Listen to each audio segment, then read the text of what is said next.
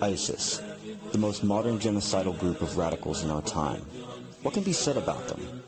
A group that seems to have sprung up out of nowhere, and yet has made the entire world not forget them. Who are they? Why are they here? What do they want? Where did they come from?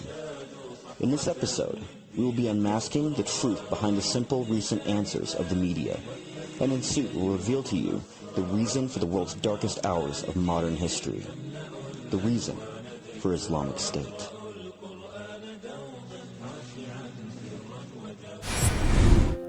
In our last 3 videos, I spoke on the modern-day events that led to the emergence and initial success of Islamic State. But in this episode, I'm going to go as deep as we can possibly go. Everything has a reason for what is now. Everything has a source and a story. Things just don't happen most of the time. There was almost always a series of events and progression to get to where things are now. And with Islamic State, there is no difference here either.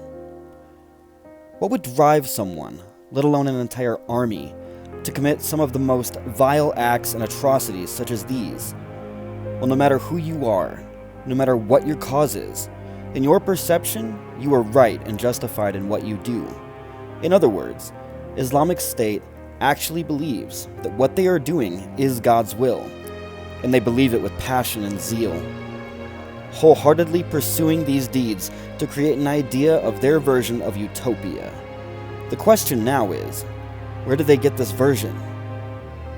This is part 4 of the reason for Islamic State. Let's begin. Being a man who has read the Quran, I say this. Before I begin any further, I must make it clear that I hold no bias when covering any of my topics, and although this one can be delicate, I'm giving you an unbiased factual account of history and literature. With that said, our story begins in 7th century CE, in the desert, with a man. This man's name was Muhammad.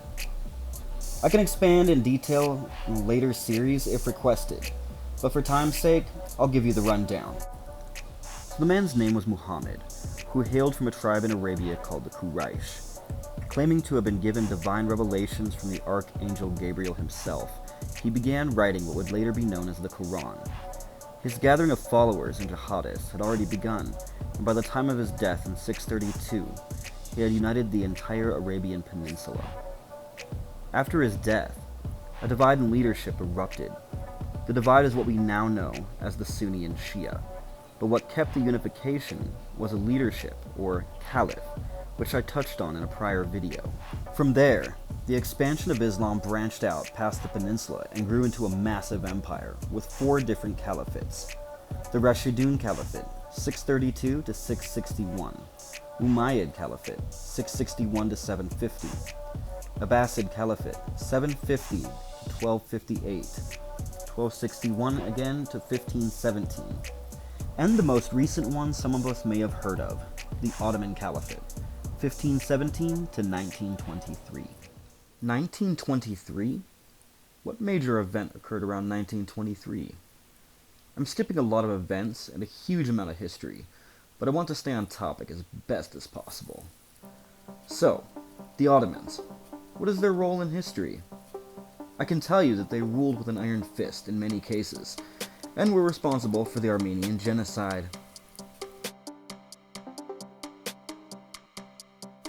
I can tell you that they were involved in World War I on the side of the Germans. And I can tell you they had lost the war.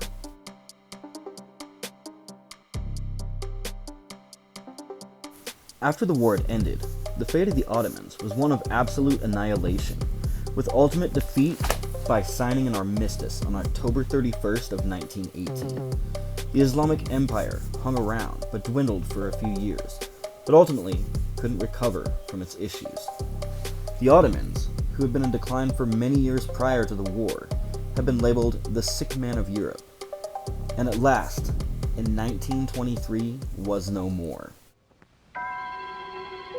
Turkey had rebelled against the League of Nations Treaty of Sevres on August 10, 1920. That agreement had awarded, among other Turkish territories, the city of Smyrna to Greece for administration under a mandate for 5 years. The Islamic world couldn't believe what had just happened. How could they have lost? Above all, how could they have lost their 1300-year reign that God himself had promised them, that they would one day possess the world, and that the inferior infidels would not prevail against them? But even worse than this, it wasn't just the loss of the empire that shook them, but what followed after, which brings us to our next part.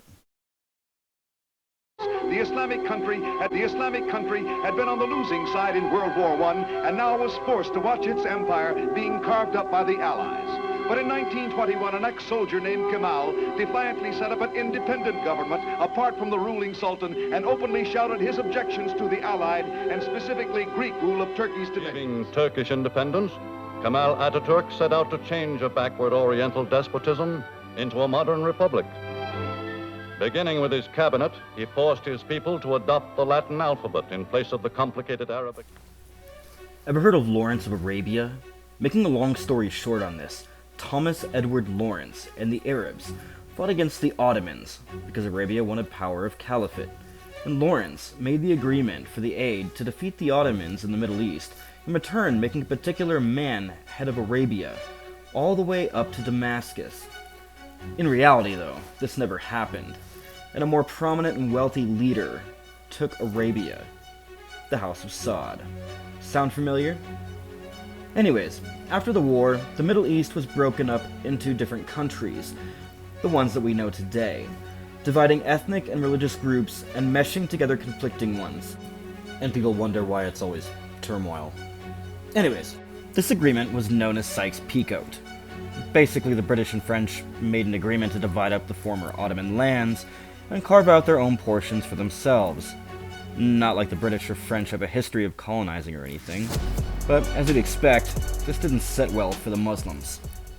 So, in 1928, still skipping for time, Sheikh Hassan al-Banna formed what was called the Muslim Brotherhood. Seeing that the ways of Islam were being overrun by Western influence, i.e. the British who controlled Egypt, attempting to create, just as Islamic State did initially, a community group to help and encourage the Muslim populace.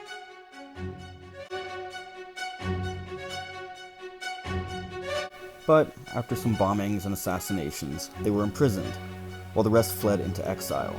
That is, until the 70s happened, and a new leader, Anwar Sadat, took charge and welcomed them back. The imprisoned were released, and the group remained in Egypt until they lost control after their victory during the Arab Spring.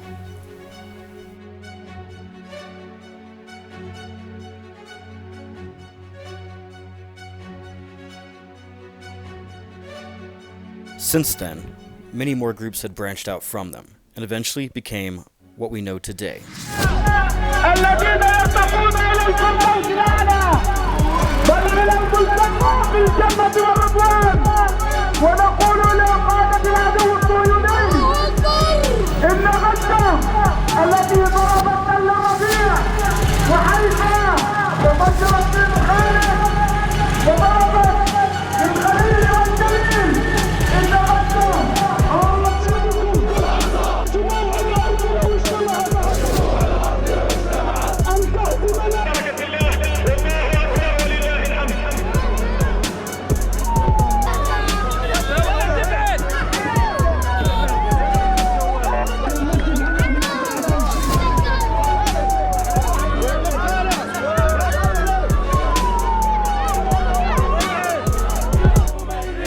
Well known that Hezbollah, seen here triumphant as Israel withdrew from Lebanon, have Iranian backing. Shabab, the Al-Qaeda-affiliated Somali jihadist group, has claimed responsibility. The attacker's mission, a spokesman for Shabab has said, was to kill those who are against us, adding Kenya is at war with Somalia.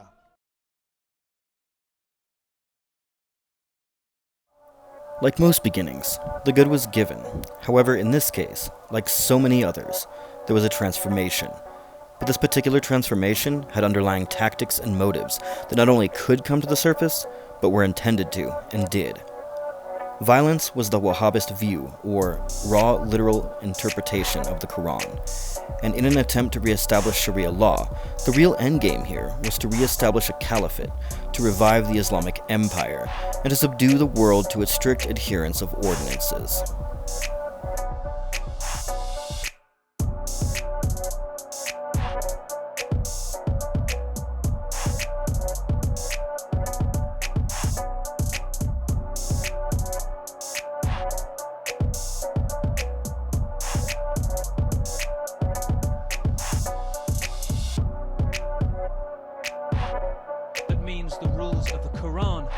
and state take precedence.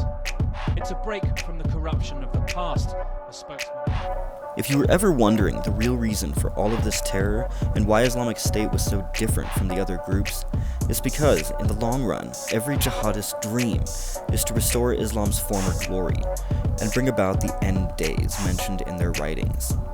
If you would like to know what their utopia would look like, you can see how Saudi Arabia, Iran, and of course Islamic State run or ran their societies.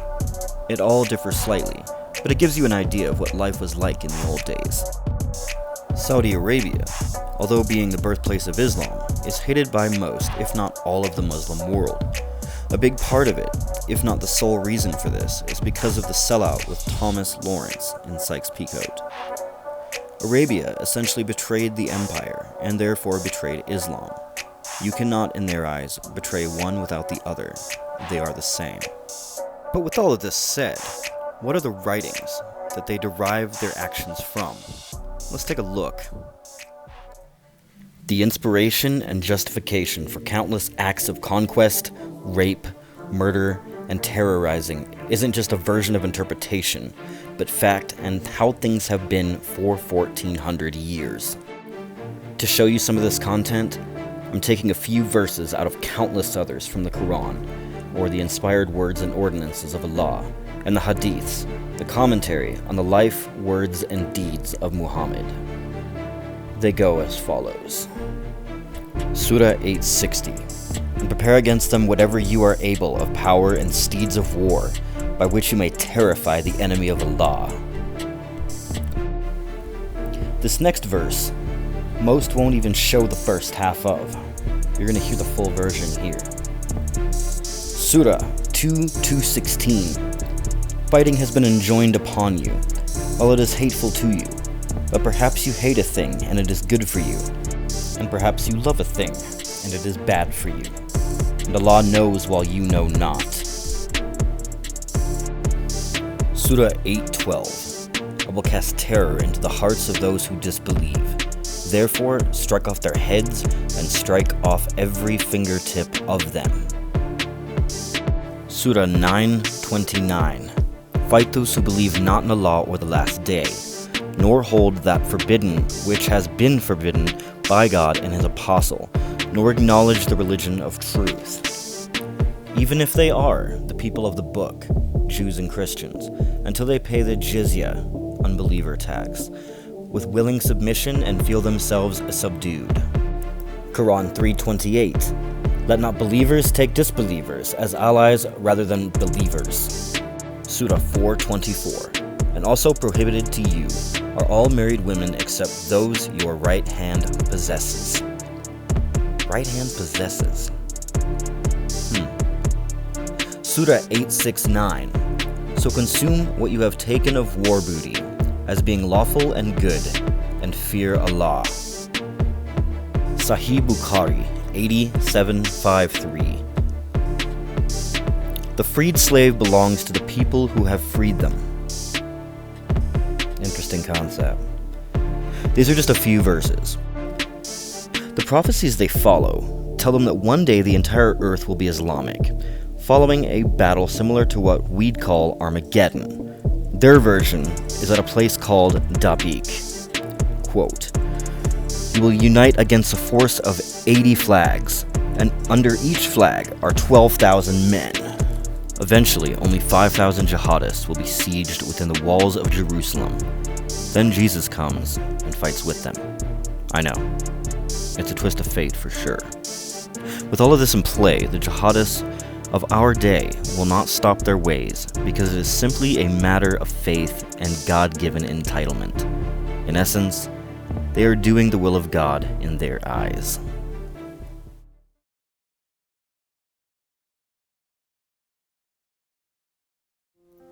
And now, in modern-day Earth, there are forces that have aided ISIS and even themselves are seeking to re-establish a resurrected caliphate.